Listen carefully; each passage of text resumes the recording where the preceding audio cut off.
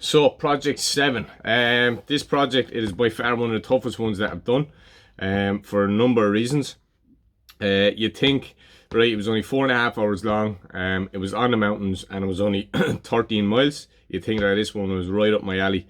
It couldn't be further from the truth.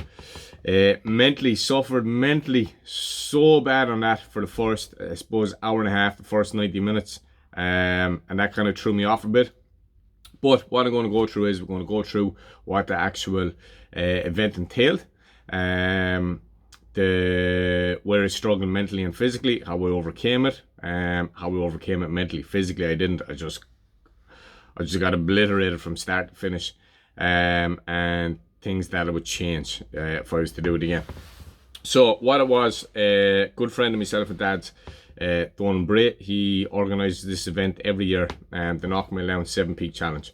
So there's actually only 7 mountains within the knockmealdowns mountain range that are over a certain height, I think, that are classed as mountains, something along those lines. So what it was, we start at point A, you have to hit all the 7 mountains and finish then at the point B. So the route that you do yourself to get to all those peaks or to the top of the mountains, it's up to you. When you're on the knockmealdowns, it's straightforward enough. There might be 1 or 2 little deviations that people did, but look, each their own. As long as you hit the 7 peaks, that's all that matters. I think there were 17 of us on the day that done it. I think I was the only one that ran it. So if anybody's familiar with the knockmealdowns, the sheep pins by Knockmealdowns, that's where we started. So we went from sheep pins to Knockmealdowns. That was the first peak. Then Knockmealdowns, I think that's what it's called. From there, then we had a Sugarloaf. Then we had Knocksam, Knockmealdown, Knocknaganov, Knocknafalia, and then back into the monastery. So they were the 7 peaks. Coming into this, I was sick. Really sick twice over the last 3-4 months. No training, a couple of runs, couple of cycles. It's like it was 0 training.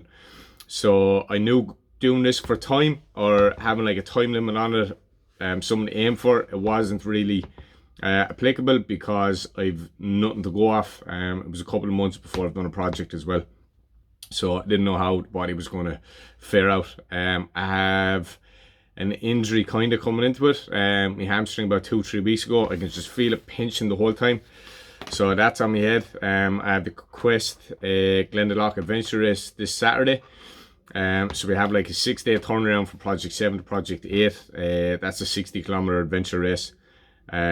So after paying money for that one, so I kind of didn't want to injure myself or do something in Project 7 that was going to hamper my chances of actually completing Quest Glendalough.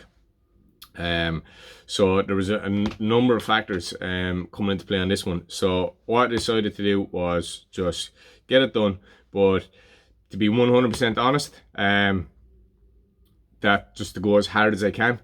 And that's a hard thing to do when it's just you by yourself on the mountains. I'll go through that in a minute. But so that was the whole thing in Project 7. Complete the 7 Peak Challenge, but to go as hard as you can. So started at the sheep pins, took off from there, ran all the way up to Knockmealdowns. That was good. That was everything feeling okay.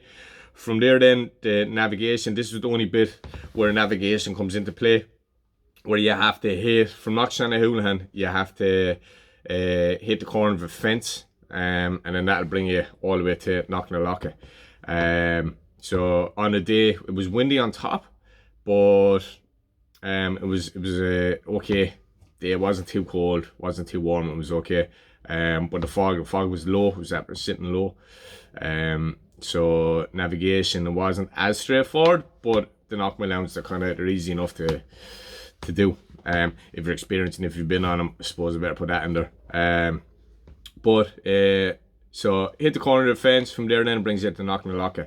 Where Knockmealdowns is, if you're at the V by Baylock, you're down looking at the V, so to your right you have the Sugarloaf, and if you look up to the left, that mountain up there, that's Knockmealdowns. And yes, it is very, very, very steep coming down. So I think a lot of the lads, the other 17 or however many, when they come down, they went around. I think it added on an extra kilometre, 2 kilometres or something like that. I've done it before. Dad has done it before. We've climbed up and down there, so we knew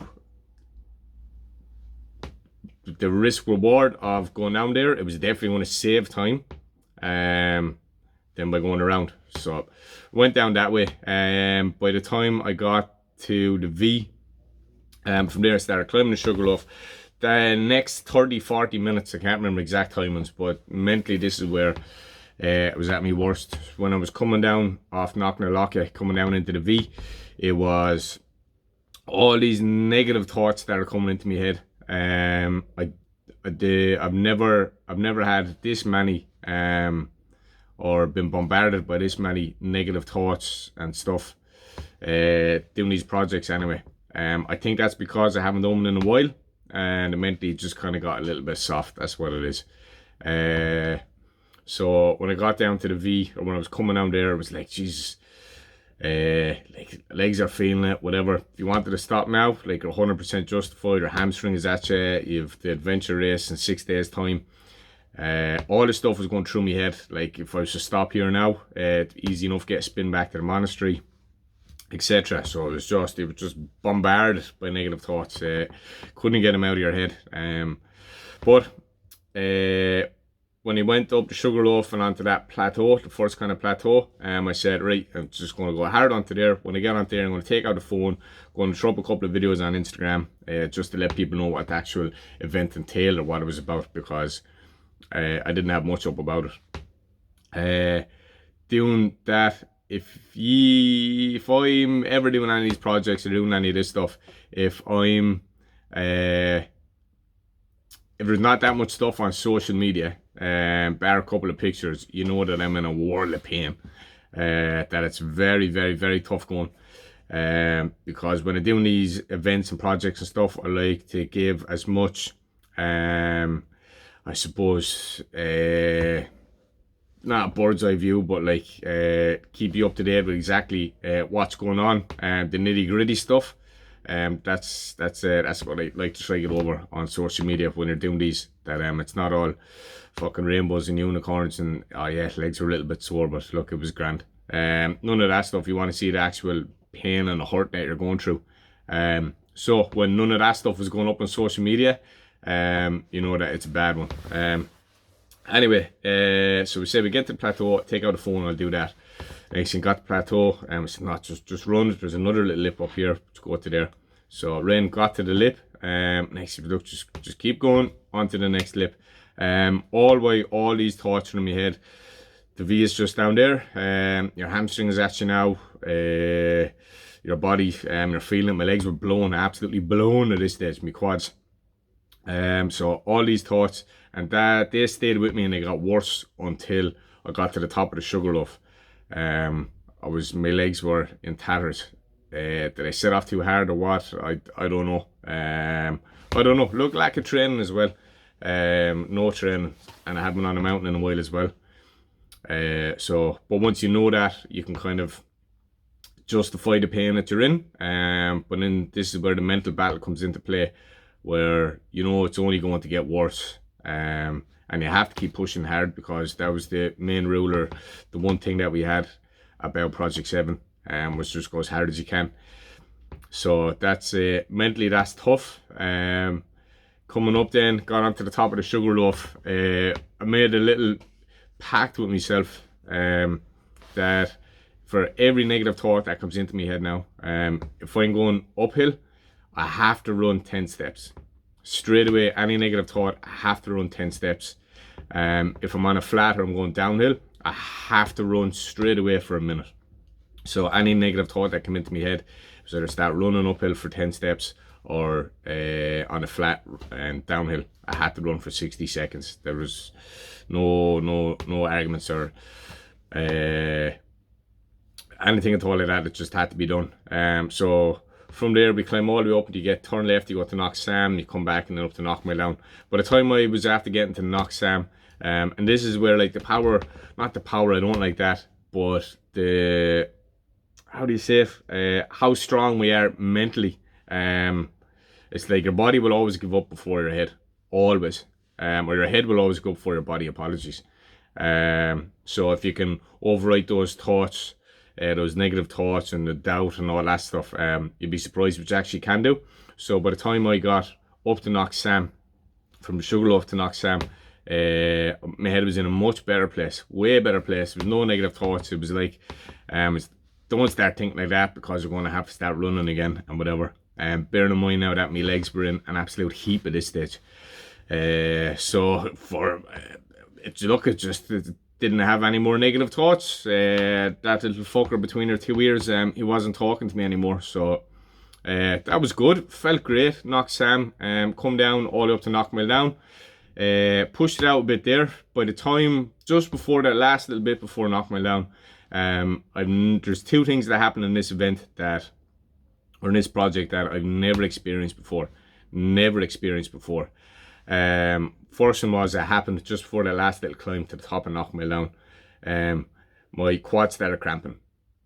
I've had hamstrings, I've had calves and etc. But my quads actually locking and seizing up. That was something new to me. And it was worrying. Like, Jesus, am I gonna have to pull out? So that was never going to happen. I was always going to finish it, but is this going to take me an extra 4 or 5 hours now to what I kind of thought that it was going to take me? It was just another thing that mentally I had to kind of overcome or deal with it and then overcome it. So got to the top and knocked me down. That was good. Reached the highest peak. We had 2 more after that. We had Knocknaganov and then Knocknafalia. So coming down knockmealdowns, coming down off knockmealdowns, it's a little bit tricky because you actually can run down knockmealdowns, but the weather that we had the night before, if you can remember, the lashing rain and everything else, it was very slippy on our foot, so it was hard to not run down and make up time. But yeah, it was tricky enough. You get down then onto the call where St. Declan's Way passes through. So up and down, some nice pace there. Next thing, coming up Knocknaganov, everything was going okay, relatively okay. Legs weren't getting any better, legs were getting worse. Mentally it was in a better place. Now halfway up or 3/4 of the way up Knocknaganov, this is where it kind of started to go downhill fairly bad. I was literally taking 2 and 3 steps and having to stop, 2 and 3 steps and stop. Bear in mind I was carrying weight as well. So it just got really hard. Next thing, the negativity started creeping in again, saying, look, you're here, you can go back down to St. Declan's Way, get back down off it, and it can bring you down to the monastery. You're justified in pulling out. Hamstring is about to go. You've the adventure race in a couple of days time. All this stuff was just there in front of you, and like the temptation to like just grab one of the excuses and just run with it, just go with it. It's so easy because when you're up there on a mountain, there was nobody around me. I couldn't see anybody in front or behind me. Couldn't see anybody, so it's very easy to stop, make up some excuse, some bullshit excuse, and pull out the event, or even to stop and take a 10-minute break. But if you'd done that, you weren't being true to yourself. For the whole aim of the project was to push as hard as you can. But when you're there on the mountain by yourself and there's nobody around you, it's only you. It's you and you alone that will know if you push as hard as you can, if you complete the project in that sense, or were you taking a break, bluffing and hiding. It's only you. So that's a hard space or a hard place to be in. When there's nobody at all is going to give out to you, nobody's going to see you, nothing at all like that. If you take the foot off the pedal, take a break or come up with some bullshit excuse to pull out. So mentally, there are little battles that you have going on in your head the whole time. So got up over Knocknaganov, took my bearing onto Knocknafalia instead of going around the corner following the wall. Took a direct bearing and headed up there. Up Knocknafalia, don't like Knocknafalia, just like the Sugarloaf. I don't like the 2 of those mountains because, well, Knocknafalia coming up from the monastery, don't like that climb at all. It just goes on and on and on and on forever, and it's just not a nice one. One that catches me every time. But coming up the other side wasn't as bad, but it was just the whole negative, not vibe, but the negative feelings or whatever around the mountain itself. It was just you weren't kind of thinking straight, whatever. Made it a little bit tougher. Started to feel sorry for yourself a little bit. Got up on top of the mountain, hit Knockmealdowns, took out my map and compass, got me bearing, and head straight for the corner of the forest. So this is the second thing that I have never experienced ever before in all my years of running and whatever else. When I was coming down off Knockmealdowns, so one, it's bad underfoot, ish, okay, to run down is bad underfoot. My legs, it wasn't the ground that was causing this. I know that by this stage. My legs were actually giving way from underneath me. So when I was running down, it was like my legs were giving up.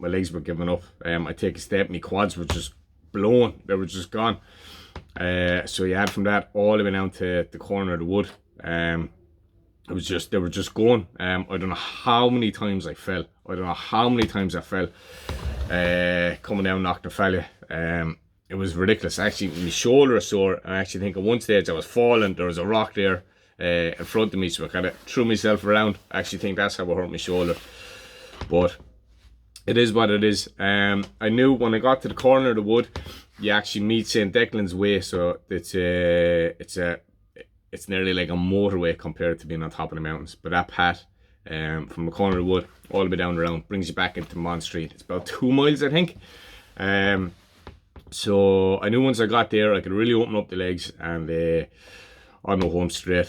2 miles to go, no problem. So that's what was keeping me going. Just keep pushing coming down off Knockmealdowns. Hit the corner of the wood. Next thing, St. Declan's Way, brilliant. Here we go, more or less finished, and that's the rock that you will perish on. When you think that it's over, it's done, you can take the foot off the pedal, you can relax a bit. That's the rock that you will perish on. You always you have to be prepared. Until you actually cross that finish line, anything can happen. So got onto the corner of the wood and onto the path, and it was a thought, right, here we go, grand, plain sailing or easy sailing, whatever, let's just go for it, just run, stay running. My legs, they wouldn't move at all. I can't remember my pacings. It was on hiking on my watch, it wasn't there on run, so on the Garmin watch. So I don't know what pace I was putting down, I can't remember. All I remember is my legs, they just would not move. I definitely would have walked faster, but I ran the majority of it. Once you odd, because there was some little ups and downs bits that I stopped and walked up. But my legs were going, so mentally that was another big blow. That was something that was, you can see when you're there, you can see the monastery through the trees, you can see the monastery, and like it just felt like it just went on forever and ever and ever. But me thinking that once I got to the forestry or onto that path, that yeah, it's all good, it's easy sailing. With a drop of a hat, a click of a fingers, shit just goes downhill. So mentally you have to kind of overcome that. But by seeing that monastery the whole time through the trees, you're like, Jesus, how far away is it? I should be here now, etc, etc, etc. That lasted for about 10 minutes, all that negative thoughts and everything again. Next thing was like, just get rid of them. Just get rid of them. You have about a mile-ish to go. You're nearly there. Enjoy the run. Push it out. Just do what you have to do. So that was it. That brought me then all the way down to onto the finish line. So mentally finished in a good place. Physically not so much. My feet, they were, by the time I got to the top of the Sugarloaf, I could feel blisters in my feet, or on my feet.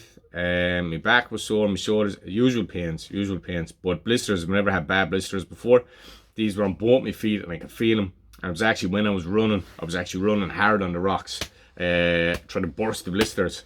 Was it going to do any good or not? I don't know, okay, but that's what I was trying to do. I couldn't feel anything in my sock or anything like that you're after breaking the blister, so I obviously didn't burst them, but the pain was still there. The pain was still real. Thing with blisters is they're just uncomfortable. They're a nuisance, but it's not an event-ending injury. Do you know what I mean? Just tough it up, get on with it. You have a couple of blisters. So that was good. Finished the event. Once I finished, went to the monastery. When I got to the monastery, I just wanted to sit down on the ground wherever I finished, and that be that. I knew I pushed hard. Body was feeling it, head was feeling it. When I got there must have been mass on or something like that, because there was a load of people in the car park, just potting around or doing whatever. I don't know. They weren't wearing hiking gear, so they weren't going on the mountains. So I had to run through all them to the signpost to finish. That was the finish line. But I had to keep myself some bit intact, or what would you call it? I don't know. I couldn't lie down in a heap. I had to be a little bit more composed once I finished. So hit the signpost, went back to the car, whatever. So text Donald, say I was off the mountain, injury free, all good, back at the car, finished the event. So like I rang Dad just to see where he was.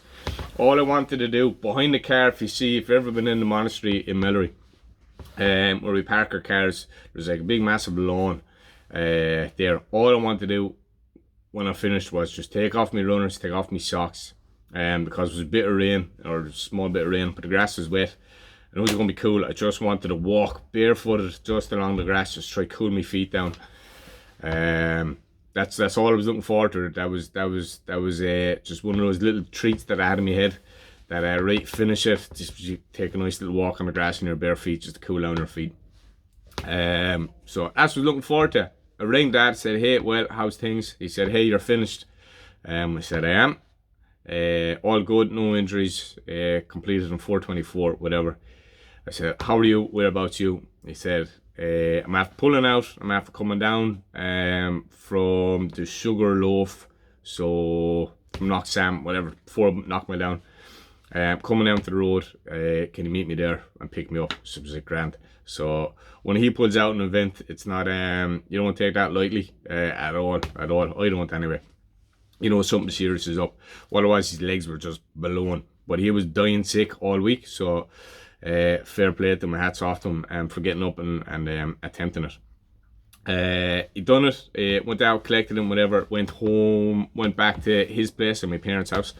And then took off my shoes and my socks, and when I got there, when I took them off, I turned out to my mother. I said, hey, have a look, ma'am, see what way my feet are. I don't want to look at them, I'm not good with any of that stuff. So I lifted my feet up, whatever. She said, grand, there's nothing there. I said, how do you mean there's nothing there? There has to be something there, like the blisters. I can feel the blisters in my feet. What it was just a load of hot spots on my feet, just a load of rubbing from my runners. So that's what it was. So legs, I'm in absolute bits today, but it's good. Mentally feeling good, knowing that I went to that dark place and I came out the other side. Again, that's the whole point of these projects, is to test yourself mentally and physically. I definitely done that on the event. I definitely took it lightly, because I thought, yeah, this is in my back garden, no problem. As I said, that's the rocks should perish on. And I did. Put me into a bad place mentally and lack of preparation, but that's okay. I'm okay with that. Physically, that put me in a worse place. So yeah, what would I do differently? What I would do differently would be, I definitely do a little bit more training. Definitely a little bit more training. And that's about it. Like, it's the things with these projects when you're doing them, and these little challenges that you do. The whole point of it all is to test yourself, see how far you can go, see where you can go. And that's the journey of it all. That's the process. That's the nuts and bolts of all these projects. So if I'd done more training and pushed myself, and I was a little bit fitter and stuff on the mountains and everything, I suppose I wouldn't have went through what I went through on Project 7, and I wouldn't be sitting here now or today feeling mentally as good. Because it's always nice if you've done a hard workout in the gym, or a hard run, a cycle, a swim, whatever it may be, like a horrible one, and you know you come out the other end.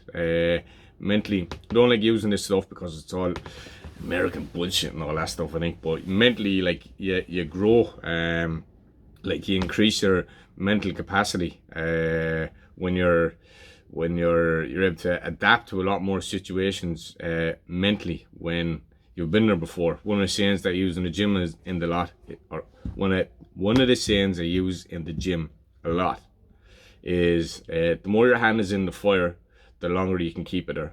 So the more you put yourself into these dark places, these tough situations where you're completely out of your comfort zone, out on your feet, the more you're there, the more you become comfortable in those situations. So yeah, I wouldn't change too much, bar maybe a couple of trail runs, a couple of mountain runs before the event. But other than that, another project done. We have a 6-day turnaround now to project 8. Really looking forward to this one.